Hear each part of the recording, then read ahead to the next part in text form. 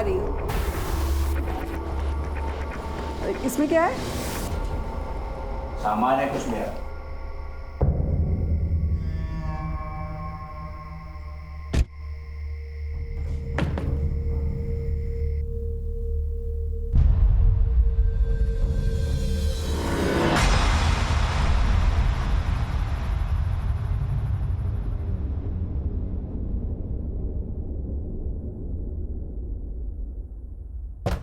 क्या कर रहे हो? दरवाजा क्यों नहीं खोल रहे हो? अरे अभी सिद्धि कर रहा हूं। विघ्न होगा अगर दरवाजा खोलूंगा तो।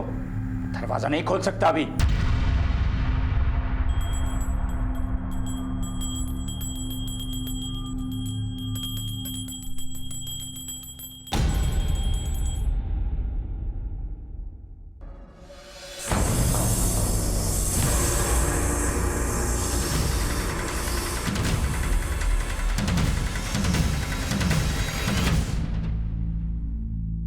एक अच्छे पुलिस ऑफिसर की हमेशा यही कोशिश होती है कि वो केस को जल्द से जल्द सॉल्व करे। लेकिन कुछ एक केसेस ऐसे होते हैं जिनकी फाइल कभी क्लोज नहीं की जाती है, या तो उस इन्वेस्टिगेशन की दिशा बदल जाती है, इसलिए वो केस डेड एंड पे आ जाता है, या फिर उस केस को हैंडल करने वाला इन्वेस्टिगेटिव ऑफिसर किसी कारणवश उसका तबादला हो जाता है। हर थाने में ऐसे केसेस होते हैं और पुलिस वालों को ये केसेस याद भी रहते हैं, इसलिए देर सवेर कभी ना कभी ये केसेस सॉल्व भी हो जाते हैं। आज का केस भी कुछ ऐसा ही केस है जो 2 साल से अटका पड़ा था और दोबारा छानबीन करने पर यह केस इंडिया का एक अनोखा केस बन गया। फिर इस केस के खुलासे से अपराध को अंजाम देने के नए और नायाब तरीके सामने आए, जिसने हम पुलिस वालों को भी हैरत में डाल दिया।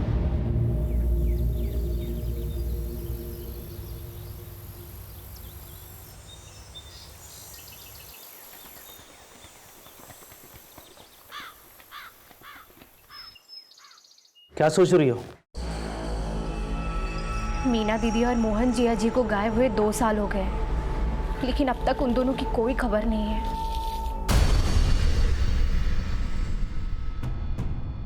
अब 2 साल में कोई खबर नहीं आई तो अब क्या खाक आएगी? कहीं मर मुरा गए होंगे वो लोग।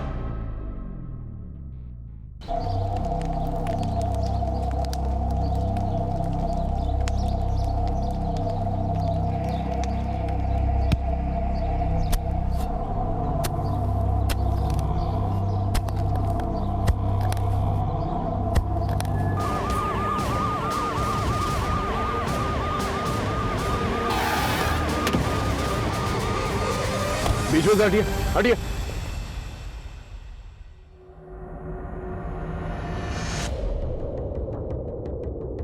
सर लगता है काफी समय हो गया है। सीना, कमर और खोपड़ी की हड्डियों के अलावा सारी हड्डियां गल चुकी हैं। स्केलेटन देखकर ये नहीं पता चल रहा है कि ये मर्द है या औरत, लेकिन स्कल क्रैक्ड है। हो सकता है इनकी मौत सर पे चोट लगने की वजह से हुई हो। एक काम करो, फॉरेंसिक के लिए भेजो, पता चल जाएगा ये मर्द है या औरत।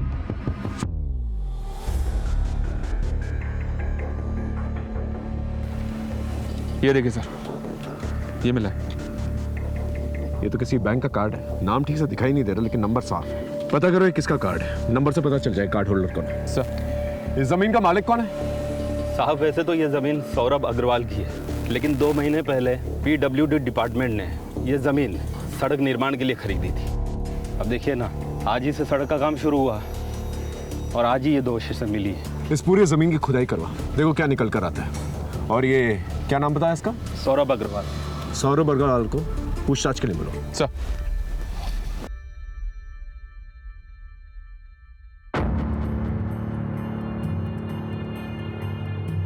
ये डेबिट कार्ड तो सर कठुआ गांव के मोहनलाल का है। मैं अभी आपको इसका प्रिंट आउट निकाल के देता हूँ। सर ये रही उसकी फ़ोटो और कम्युनिकेशन डिटेल्स। साहब जैसे ही थाने से फ़ोन आया मैं दौड़ा चला आया। मुझे कुछ नहीं मालूम साहब।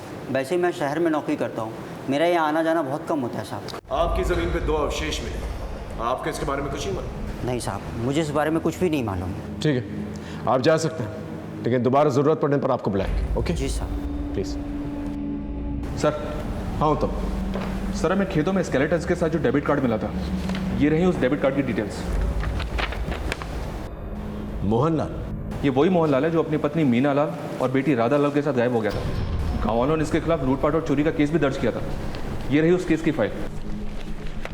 रंजन सर ने इस केस की तफ्तीश भी की थी, लेकिन उन्हें कोई लीड नहीं मिली थी। उस जमीन पर कुछ और डेड बॉडीज मिले? नहीं सर, पूरी जमीन की खुदाई करवाई पर कुछ नहीं मिला। ठीक है, हॉस्पिटल अथॉरिटी से रिक्वेस्ट करो कि वो डीएनए रिपोर्ट जल्द से जल्द पेश करें, ताकि हम पता लगा सकें ये स्केलेटन्स किसके हैं और ये तीसरा इंसान कौन है जो गायब है। ये मरने वाली की बहन गायत्री अवस्थी, उससे मिसिंग कंप्लेंट भी लिखवाई थी। जी हाँ सर, गायत्री इसी गांव में मोहनलाल के घर से थोड़ी ही दूरी पर रहती है। ठीक है, इस गायत्री अवस्थी को थाने बुलवाओ पूछताछ करने के लिए। सर।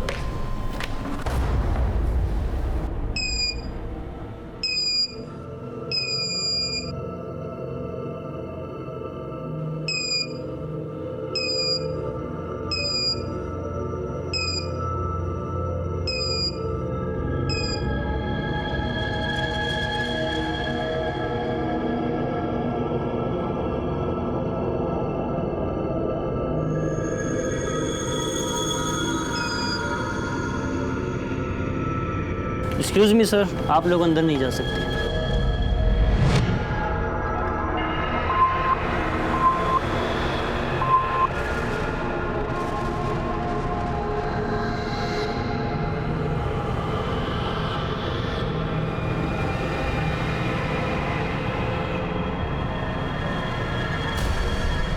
ये मरने वाली की बहन गायत्री अवस्थी, उससे मिसिंग कंप्लेंट भी लिखवाई थी। जी हाँ सर, गायत्री इसी गांव में मोहनलाल के घर से थोड़ी ही दूरी पर रहती है। इस गायत्री अवस्थी को थाने बुलवाओ पूछताछ करने के लिए। सर।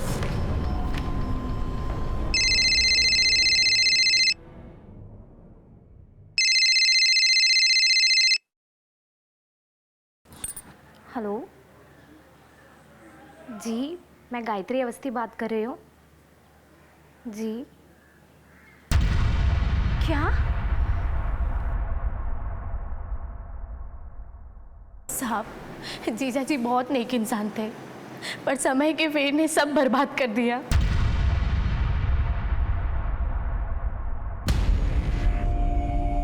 आप ना इस बुढ़ापे में सारा दिन आईने के सामने खड़े होकर बाल बनाते रहिए। राधा की शादी की चिंता है कि नहीं आपको? लड़की वाले हम हैं, इधर लड़के वालों के फोन पे फोन आ रहे हैं तारीख तय करने के लिए। तारीख उरीख तय करना है कि इस लड़की को भी हाथ से जाने दे। देखो, उन्हें शादी की तारीख तय करने की चिंता नहीं है, उन्हें है दान दहेज की चिंता। हाँ, तो दान दहेज तो देना ही होगा। अरे रीति रिवाज है, पर आपकी करतूतों की वजह से ना आपने सारे दरवाजे बंद कर दिए। अरे कोई दरवाजे बंद नहीं हुए, बेकार की बात है। उसके बाद ये कर्जे वाले दिन, ये खराब दिन, इनसे हमें हमेशा के लिए छुटकारा मिल जाएगा। आप दोनों बाप बेटी के चेहरे पर ना थोड़ी भी परेशानी नहीं है। इधर बाप है कि ख्याली पुलाव पका रहा है, और उधर बेटी सारा दिन मंदिरों के चक्कर काटती रहती है। अरे तुमको अपनी शादी की चिंता उनता है कि नहीं? माँ, मेरी शादी की चिंता करने की कोई ज़रूरत नहीं है आपको। आप जगन को मना कर दो, मुझे भी शादी नहीं करनी है। हे भगवान! अरे बेटा, ऐसी बात नहीं करते हैं। अब भगवान मालिक है, जो करेंगे अच्छा करेंगे। अच्छा ठीक है, तुम पहले ना कुछ खा लो, फिर हम राजेंद्र यादव के यहाँ चलते हैं। सुधिया बता रही थी कि उनके यहाँ कढ़ाई का खूब सारा काम आया है, तो हम दोनों माँ बेटी मिलकर कर लेंगे, अच्छा पैसा कमा लेंगे।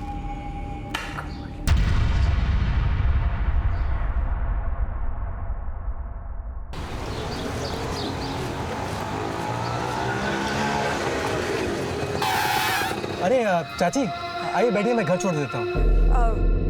मैं पैसे लेकर नहीं आई हूँ। अरे पैसे की कौन बात कर रहा है चाची, मैं घर ही जा रहा हूँ। आइए बैठिए आप दोनों, मैं छोड़ देता हूँ। आओ ना।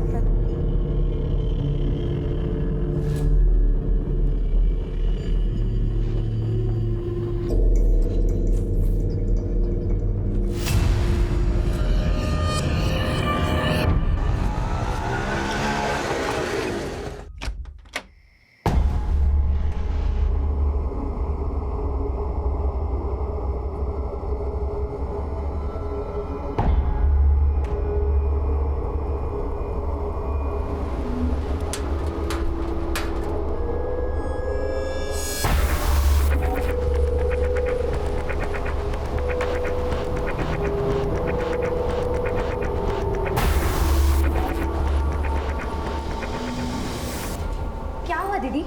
इतनी रात को क्यों बुलाया? गायत्री, देख ना तेरे जीजा जी सांप और नागमणि से बातें कर रहे हैं। जय हो नाग देवता, जय हो। पर ये सब क्यों कर रहे हैं दीदी? उनकी ये अतरंगी कामना मुझे कुछ समझ में नहीं आ रहा है, वो क्या चाह रहे हैं।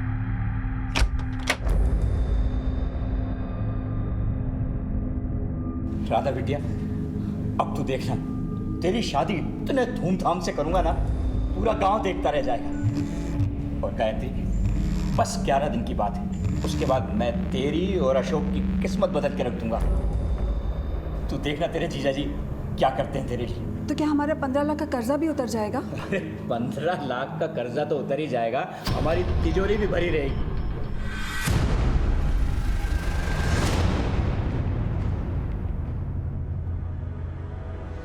रमन, साइड में रुकाना। मुझे 1 घंटे बाद यही मिलना, तब तक मैं पूजा करके आती हूँ। ठीक है।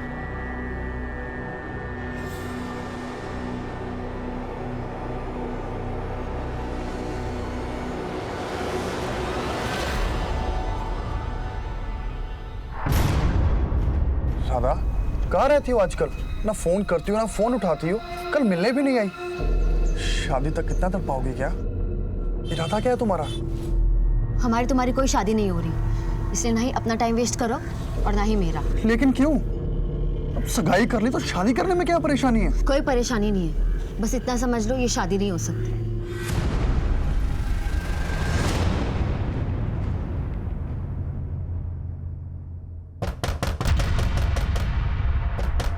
कौन है भाई? अरे आ रहे हैं, आ रहे हैं। कहाँ है हमारा पैसा?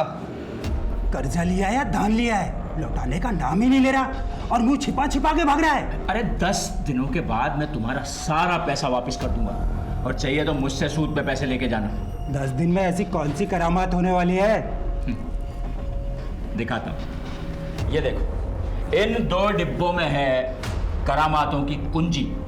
क्या इन डिब्बों में? खुद ही देख लो। जरा हम भी तो देखें। देखो देखो।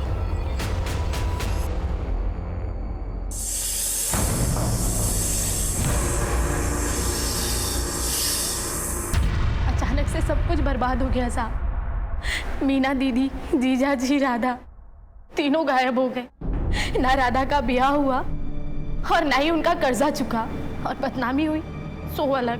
और 2 साल बाद उनकी लाश। ये लीजिए पानी। वो स्केलेटन मीना लाल का है, ये जानने के लिए हमें आपका डीएनए उस स्केलेटन के डीएनए से मैच करना होगा। फिलहाल आप घर जा सकते हैं, लेकिन शायद दोबारा हम आपको बुलाएं। और इस केस के बारे में अगर आपको कुछ भी पता चले तो प्लीज हमें बताइए। ठीक है सर। एक बहुत ही विचित्र कहानी हमारे सामने आई थी। इस केस में कई सिरे थे और हर सिरे के पीछे कई सवाल। हम हर एक सवाल के पीछे जवाब ढूंढ रहे थे, हम हर एक पहलू को टटोल रहे थे। यहां एक मजबूत दस्तक यह थी कि मोहन लाल को एक सोची समझी साजिश के तहत शिकार बनाया गया था। अब ये कौन था, क्यों कर रहा था और कैसे कर रहा था, इन सवालों का जवाब हमें ढूंढना था।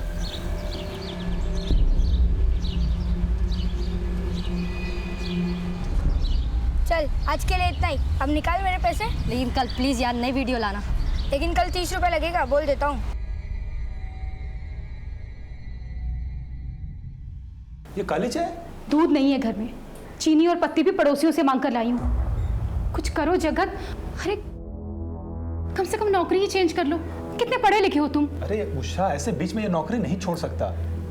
पता है बॉस ने सैलरी रोक रखी है मेरी। तो कब देगा सैलरी? तुम मुझे अपने भाइयों से भी मदद नहीं लेने देते। अरे उनसे मदद लेके मरना है क्या मुझे? हमारी लव मैरिज हुई है, तुम्हारे सारे भाई मुझसे खार खाए हुए बैठे हैं, कभी भी बदला ले सकते हैं हमसे। तो बताओ अब मैं क्या करूं? गर्व को भी स्कूल नहीं भेज रही हूँ, स्कूल वाले बार बार फीस मांगकर उससे सारे बच्चों के सामने टॉर्चर करते हैं। देखो मैं बात करता हूँ बॉस, अगर सैलरी मिल जाए तो थोड़ी राहत हो जाएगी। मम्मी भूख लग रही है, जल्दी खाना दो।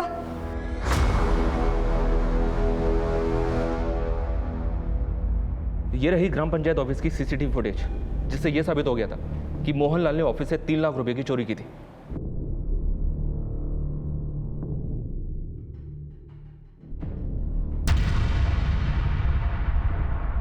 चोरी के अलावा और कोई कंप्लेंट है? जी हाँ सर, उसने गजेंद्र सिंह उर्फ गज्जू और सत्येंद्र सिंह उर्फ सत्तू से भी 1-1 लाख रुपए उधार लिए थे। ये गजेंद्र सिंह और सत्येंद्र सिंह, ये वही लोग हैं ना जिनकी मौत 2 साल पहले हुई थी मोहनलाल के घर पे सांप के काटने की वजह से? जी हाँ सर।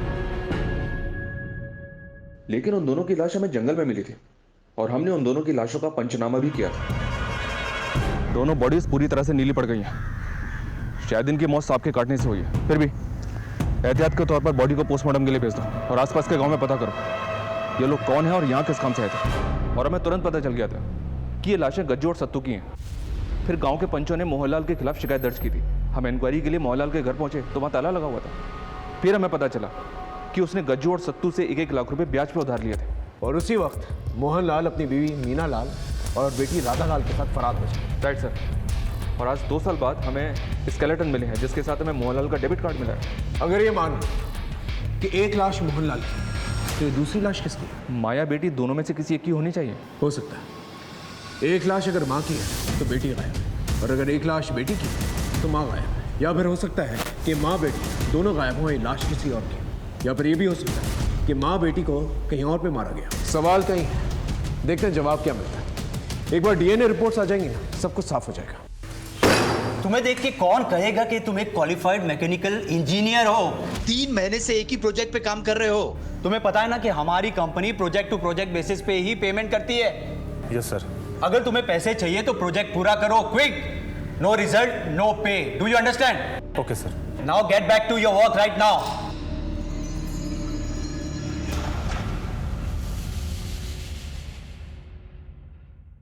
क्या हुआ? सैलरी मिली क्या? नहीं, इनफैक्ट मैं कल से नौकरी पे भी नहीं जा रहा। अरे मेरा बॉस मुझसे ज्यादा अच्छे से तो अपने ड्राइवर से बात करता है। क्या फायदा है इतना पढ़ने लिखने का, इंजीनियरिंग करने का? जगत प्लीज अभी जॉब छोड़ने की सोचना भी मत। अरे घर की फीस भरनी है और फिर घर कैसे मैनेज होगा? देखो जब तक कहीं अच्छी जगह जॉब नहीं मिल जाती ना, प्लीज थोड़ा टाइम और यहाँ बर्दाश्त कर लो प्लीज। मोहनलाल, मीना लाल और राधा लाल की तस्वीरें तो तुमने सर्कुलेट की है, कुछ निकल के आया? नहीं सर। और वो नागमणि? लोकल सपेरों से इंक्वायरी की सर, लेकिन किसी ने भी मोहनलाल या उसके परिवार में से किसी को नहीं पहचाना। वैसे भी सर आप तो जानते ही हैं कि नागमणि जैसी कोई चीज़ होती नहीं है। लेकिन गायत्री के मुताबिक ये सच नहीं है। मोहनलाल की आस्था थी इन सब चीज़ों पर। लेकिन सर हमें अभी तक कोई भी नागमणि बेचने वाला या खरीदने वाला मिला नहीं है। तुमने एक बात नोटिस की? क्या सर? गांव वाले जिसको अपराधी ठहरा रहे हैं वही मुझे किसी अपराध का शिकार लग रहा है, क्योंकि इस तरह से उसकी लाश का ठिकाने लगा और फिर सरपंच के ऑफिस से चोरी की रकम का उसके घर पे ना मिलना और ये नागमणि का गायब हो जाना, बहुत सारे डॉट्स हैं जो मिसिंग हैं। वो डीएनए रिपोर्ट का क्या हुआ? अभी तक आई नहीं है सर, लेकिन जल्दी मिल जाएगी। अपने खबरी को गाँव में भेजो, देखो क्या निकल के आता है। Okay sir.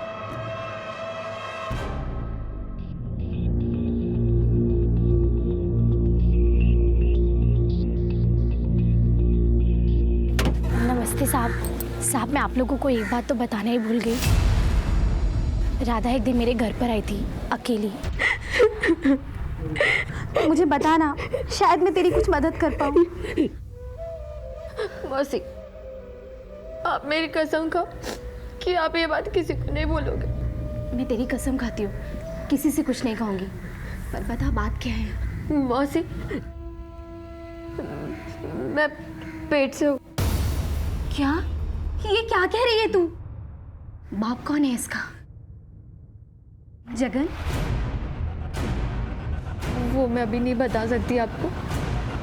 एक बार सब ठीक हो जाए सबसे पहले आपको ही बताऊंगी।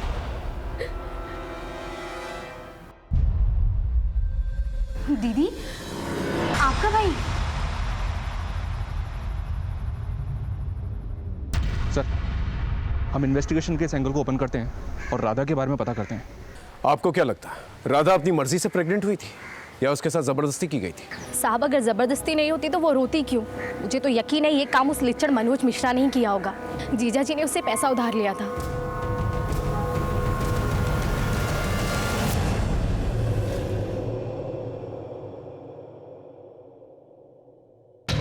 राधा कहाँ है? कौन राधा? ज्यादा होशियार मत बन, समझा? राधा मोहनलाल की बेटी जो तेरे कुत्ते की फैक्ट्री में काम करती थी, और वही मोहनलाल जिसने तुझसे कर्ज लिया था। अभी कुछ याद आया है? यहीं पे कुछ और तरीके से याद दिलाऊं? अच्छा वो राधा। वो तो पूरा परिवार 2 साल से गायब है। गायब है या तूने गायब कर दिया है? देख मनोज, हमें सब पता चल गया।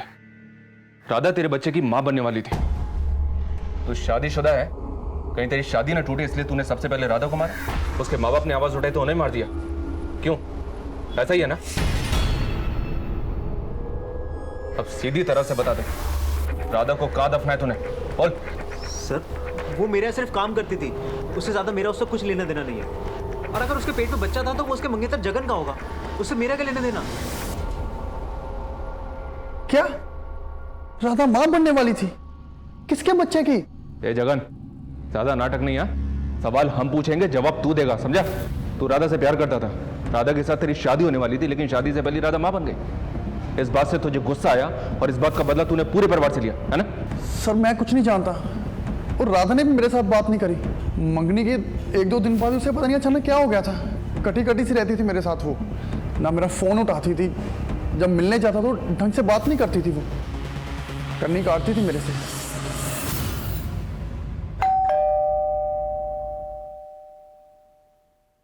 ये लो 1000 रुपए।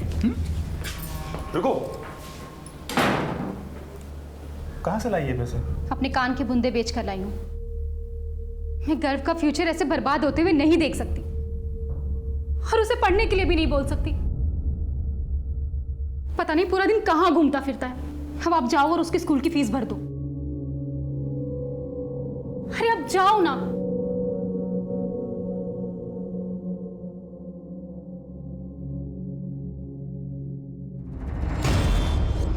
सर, सौरभ अग्रवाल की जमीन पर जो स्केलेटन मिले थे उसकी डीएनए रिपोर्ट आ गई है। गायत्री अवस्थी के डीएनए से यह कंफर्म हो गया है कि एक लाश मीना लाल की है, और दूसरी लाश पर फॉरेंसिक के फेशियल रिकंस्ट्रक्शन के आधार पर उन्होंने कंफर्म किया है कि वो दूसरी लाश मोहनलाल की है। इसका मतलब राधा लाल ही गायब है। सर, गायत्री अवस्थी की बातों से लग रहा था कि राधा अपनी मौसी के काफी करीब थी। ऐसे में यह सब बहुत अजीब लग रहा है कि राधा 2 साल से अपनी मौसी से मिलने तक नहीं है। इस गायत्री के कॉल रिकॉर्ड से कर लो, देखो कोई सस्पिशियस नंबर निकल के आता है कि नहीं, और उसे क्रॉस चेक करो। Okay right sir. लेकिन सर, एक बात गौर करने लायक, ये सारी घटनाएं एक ऑर्डर में ग्राम पंचायत ऑफिस में मोहनलाल की चोरी करने के बाद हुई हैं, इसलिए गांव के पंचों द्वारा बदले के एंगल को भी रूल आउट नहीं किया जा सकता सर। तुम्हारे रडार में जितने भी सस्पेक्ट हैं उन सब पे नजर रखो। सर, राधा की प्रेगनेंसी को लेकर मेरे दिमाग में एक बात आ रही है। कहीं ऐसा तो नहीं कि राधा की प्रेगनेंसी की वजह से उसके घर में कलह हो गई, उसने गुस्से में आकर अपने माँ बाप को मार दिया और वहां से भाग गई, या फिर बच्चा पैदा करने के शर्म से भाग गई और उसके माँ बाप को किसी और कारण से मार दिया गया? हो सकता है। इस राधा की सच्चाई की तह तक पहुंचना बहुत जरूरी है, क्योंकि इसी से हमें पता चलेगा इस केस की दूसरी कड़ी क्या है। Right sir.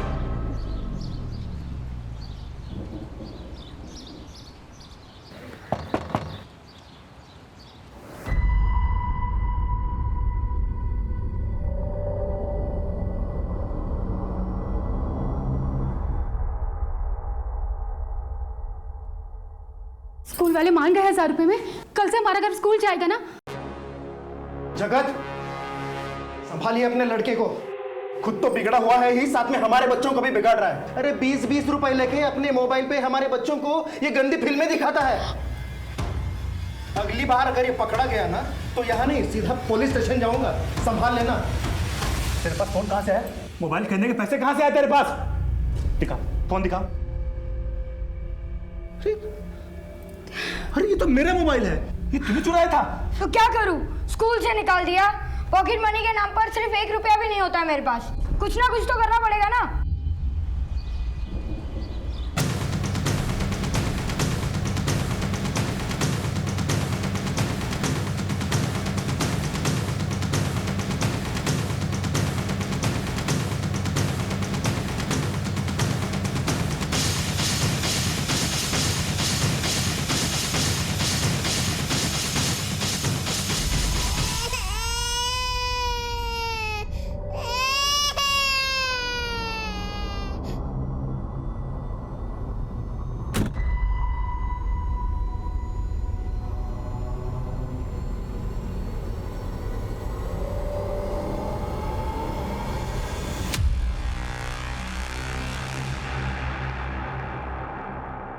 बच्चे का ठीक से देखभाल किया करो।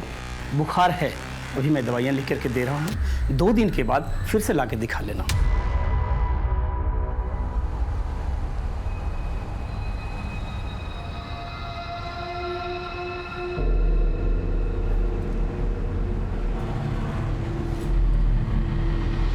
सुनो,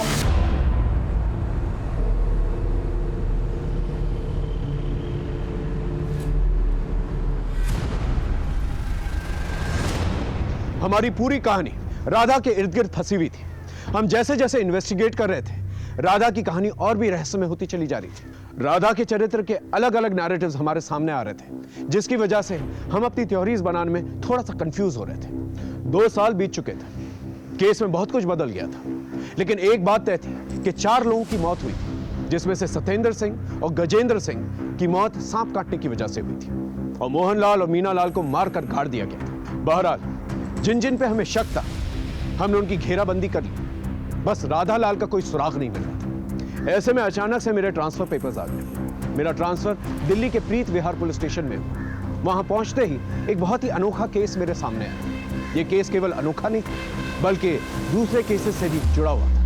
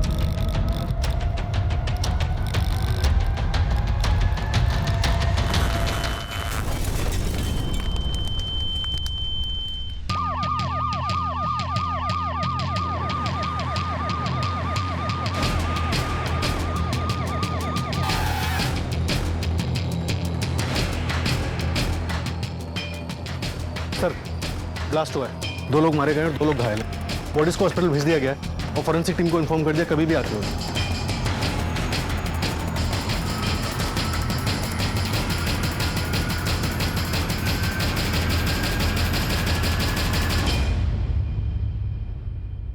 सबसे पहले हमें यह पता लगाना होगा इस ब्लास्ट में कौन सा मटेरियल यूज किया गया और इसके पीछे क्या मकसद है।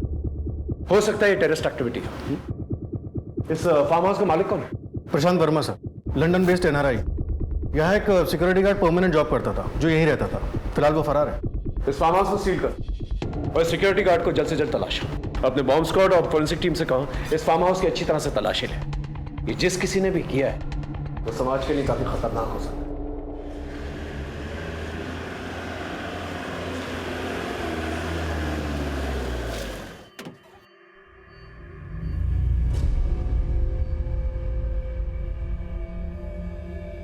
Hello sir.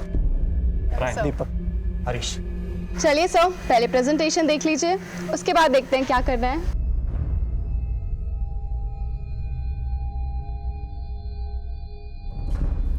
इंटरेस्टिंग। इसकी बाजार में क्या कीमत बताई आपने? सर, इसकी कीमत 1 लाख करोड़ है। 1 lakh crore? Yes sir. You had it right, sir. It's an investment for generations. हम आपके सर से कब मिल सकते हैं? सर, अभी वो बार्सिलोना में इंटरनेशनल सेमिनार अटेंड कर रहे हैं। अगर आप बोलेंगे तो मैं उन्हें एक SOS मैसेज डाल दूंगा। हाँ सर, तभी वो नेक्स्ट वीक प्लान कर पाएंगे आने का। ठीक है, हम उनसे नेक्स्ट वीक मिलना चाहेंगे। कंपनी तो काफ़ी नामी ग्रामी और 2 साल से चल भी रही। और ये देखिए इनकी वेबसाइट पर काफ़ी विदेशियों के साथ फोटोज़ डालें और ये उनके इंटरव्यूज़ भी। और साथ ही में ये खबर है कि इनके कई ब्रांचेज है यूरोप में भी। मुझे तो सब कुछ ऑथेंटिक लग रहा है। क्या कहता है फिर? डील लॉक कर। क्या? सर, फार्म हाउस ब्लास्ट में मरने वाले लोगों की शिनाख्त हो गई। एक का नाम है सुशील कपूर और एक अर्जुन चैटर्जी।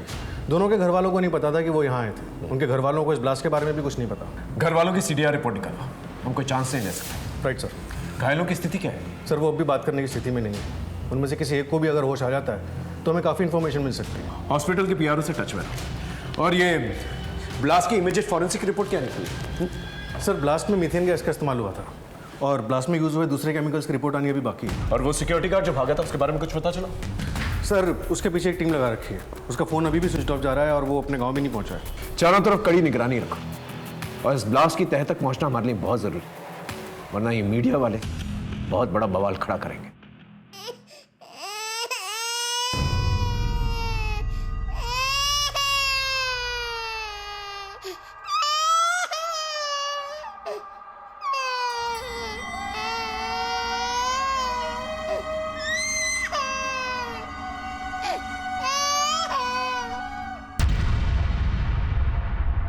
बेटा,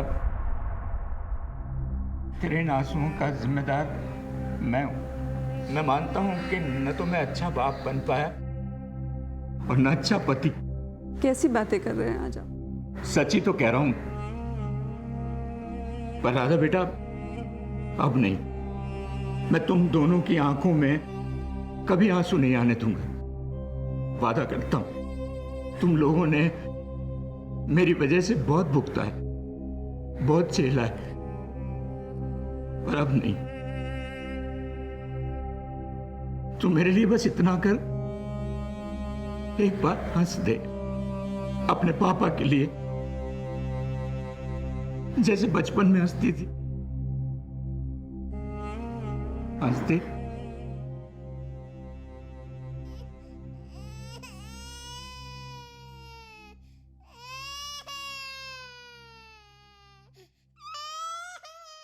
जैसा आप लोगों ने कहा, हमने पूरे 80 लाख रुपए फंड ट्रांसफर कर दिए हैं। That's great sir. हम लोगों ने भी सर को इन्फॉर्म कर दिया है। वो बार्सिलोना से अबू धाबी आ चुके हैं, बस 2 ही दिन में इंडिया आ जाएंगे। तब तक हम कॉन्ट्रेक्चुअल एंड लीगल फॉर्मेलिटीज कर लेते हैं ताकि जब सर आए तो पेपर वर्क स्मूथ हो जाए। That's great. Sir farm house में जो ब्लास्ट हुआ था उसी पैटर्न का एक ब्लास्ट 3 महीने पहले कोलकाता में भी हुआ था। ये पुलिस हेडक्वार्टर से फाइल की कॉपी आई है। ये तो काफी शॉकिंग है। क्या हुआ सर? रेडियो एक्टिव ब्लास्ट में जो कंपनी इन्वॉल्व है उसके बोर्ड ऑफ डायरेक्टर्स में ये जो नाम और ये तस्वीर, ये तो वही शख्स है जिसका केस मैं कटवा में सॉल्व नहीं कर पाया था। सर मोहनलाल। ताज्जुब की बात यह है कि ये 2 साल पहले मर चुका है और ये वेबसाइट 2 साल के बाद बनाई गई है। और जिस मोहनलाल को मैं जानता हूँ वो एक सीधा साधा गांव का आदमी है। वो गांव से कभी शहर गया ही नहीं, तो उसे रेडियो एक्टिविटी और न्यूक्लियर साइंस के बारे में क्या पता हो?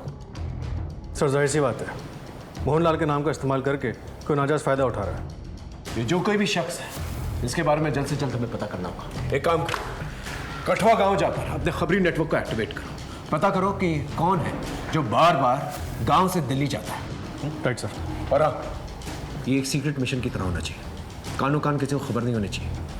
हो सके तो विजिलेंस डिपार्टमेंट की मदद, इन कल्प्रिट्स को जल्द से जल्द दबोचना होगा। Okay? Right sir.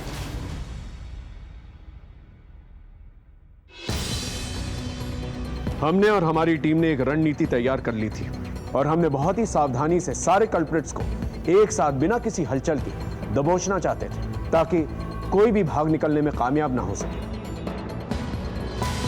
Sir cyber cell ने इस कंपनी की वेबसाइट की ऑथेंटिसिटी चेक की।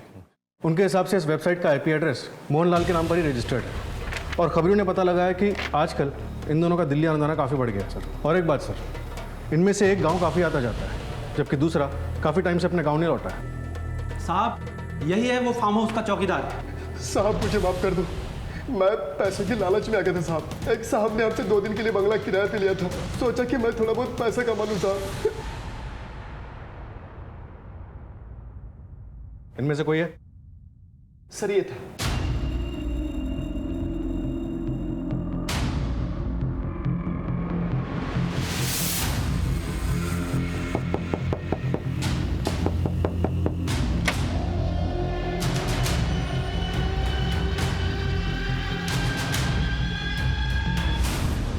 सर हेडक्वार्टर से इन लोगों के कारनामों की एक और लिस्ट आई है। इन्होंने गोरखपुर में दीवार और कपड़े के आर पार देखने वाले चश्मे को बेचकर 5 करोड़ की ठगी की।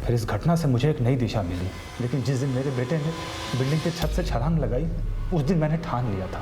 मैंने कहा भाड़ में गया ये इंजीनियरिंग, अब मैं भी ठगी करूंगा। और फिर मैं अपने जीजा से मिल करके ठग बन गया। ये रेडियो एक्टिव डॉल की कहानी क्या है? सर, एक दिन मैंने अखबार में एक आर्टिकल पढ़ा था कि रेडियो एक्टिव पदार्थ का यूरोपियन मार्केट में बहुत ज़्यादा वैल्यू है। मैं अपने आसपास एक डॉल ढूंढने लगा। फिर कुछ दिनों के बाद मैंने अपने जीजा की दुकान पर एक डॉल देखी। तब मेरे दिमाग में एक आइडिया आया। ये नाग और नागमणि का आइडिया तेरा था ना रमन चौधरी? सर, मैं मोहनलाल से गांव में जुए की हर बाजी जीता था। एक दिन उसने मुझसे पूछा, ये रहे मेरे 3 बादशाह। ओ, फिर से? भाई एक बात बताओ, आप हर बाजी कैसे जीत जाते हो? ये सब मेरी माला का कमाल है। मेरे पास पैसे नहीं है, वरना मैं एक नागमणि के बारे में जानता हूँ। वो अगर मुझे मिल जाए ना, मेरी सारी इच्छाएं पूरी हो जाए। वो नागमणि है कितने की? सिर्फ 5 लाख। मैंने उसकी आंखों में मणि पाने की चाहत को पढ़ लिया। देख, ग्राम पंचायत के फंड्स ऑफिस में रहते हैं, चुरा ले। मेरे ही कहने पे मोहनलाल ने चोरी की। भाई ये 5 लाख रुपए, 3 लाख रुपए मैंने वो ऑफिस से चुरा लिए थे। 1 लाख रुपया मैंने सत्तू और गज्जू से ब्याज पे ले लिया। काम तो हो जाएगा ना भाई? ये लो, इससे तुम्हारी सारी इच्छाओं की पूर्ति होगी। मुझे पता था कि कोई चमत्कार नहीं होने वाला। मुझे तो लगा था कि एक दिन सांप खुद उन्हें डस लेगा और उसी के साथ सारे किस्से कहानियां खत्म हो जाएंगी। मगर गज्जू और सत्तू की मौत ने सब गड़बड़ कर दी।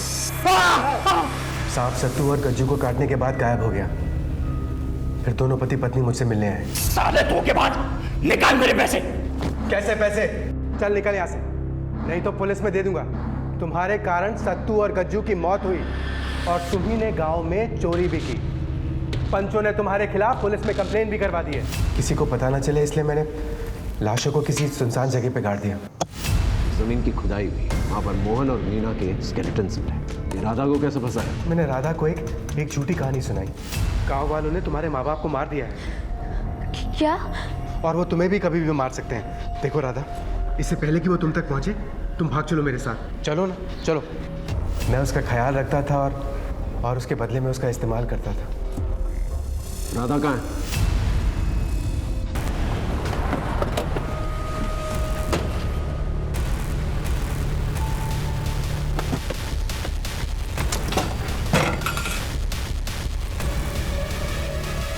एम्बुलेंस को जल्दी बुला, जा क्विक।